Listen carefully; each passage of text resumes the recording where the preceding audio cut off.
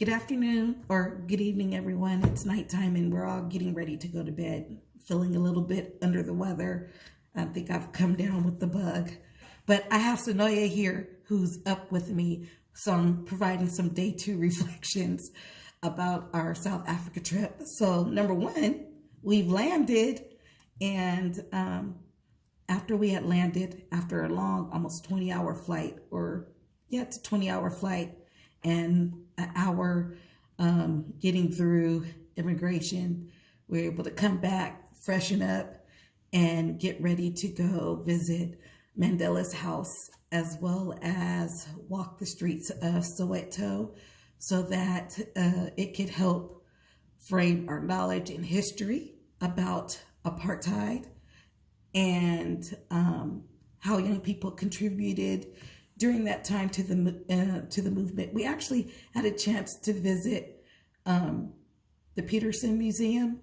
Although we didn't get a chance to really go in and go through, we did have a historian come and provide some history and background on a youth-led movement around indigenous language and the result of a riot that killed, I believe, I think it was like 12 young people.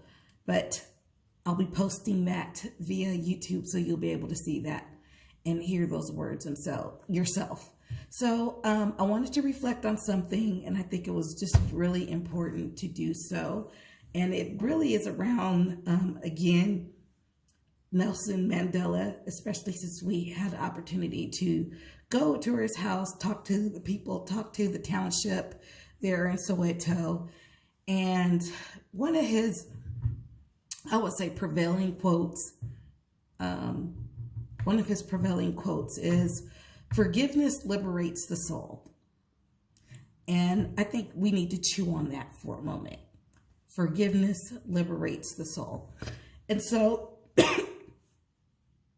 Mandela was, free in 1990, and then 4 years later becomes president of South Africa during a time when the country was going through its own transition of dismantling apartheid. And also during this period, there was the economy was stagnant, there was high unemployment, and of course, there was still this heightened level of racial tension. And in listening and reading a lot about Mandela and the work, especially as it relates to racial equity, he put a lot of emphasis on the word reconciliation. And what does that mean to reconcile within yourself, to reconcile with your enemies, reconcile with those who, through a system, created one of the worst forms of racial torture. And I just use the word torture because that's really what it was, against a majority of people of a country who was indigenous. And the effects of apartheid was so strong and so lingering, to the point that many within the country, especially those within Soweto and in some of the struggling neighborhoods of South Africa, would not even support their rugby team, which was very important at the time because rugby is really huge here. And one of the things that he took note of was the fact that every time the rugby team played, the whites in the country were very supportive. They would scream, they would yell, they would cheer, but blacks within the country would pretty much be cheering for the opposing team. And one of the ways that he felt that he could be an agent of change in that reconciliation is by encouraging all South Africans to be supportive of the rugby team, which eventually, through the support of the country, won a World Cup in rugby. So some of the things that I kind of really took from his actions is the things that you have to do in order to make progress. And when you're making decisions related to progress, a lot of those decisions are not going to be sexy decisions. They're not going to be accepting decisions. And what Mandela did in order to make progress was to, through his own wisdom, help people see why reconciliation was important and what was needed in order to make those gains. And what was needed is forgiveness.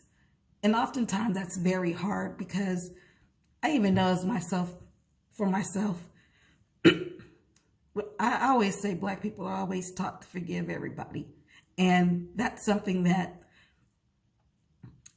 I think we hold to ourselves because we demonstrate our love of self or being better than our oppressors by our expression of forgiveness and love. Now, that doesn't mean that you don't hold those who oppressed you accountable, right? But it means that you get to a level of forgiveness so that you're able to be strategic in your progress, or strategic in your ways or means to achieving the progress that you would like to see. And one of the other things that Mandela talked about was, how do we strengthen or create a true partner democracy?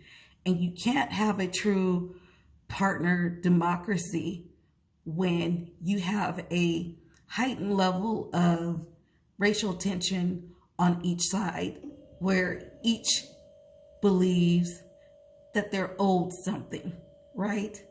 And that's not to say that whatever you're owed that you should not be paid on, or there should be some reparations for, but acknowledging that in itself can be liberating, but it also can lead to a level of reconciliation.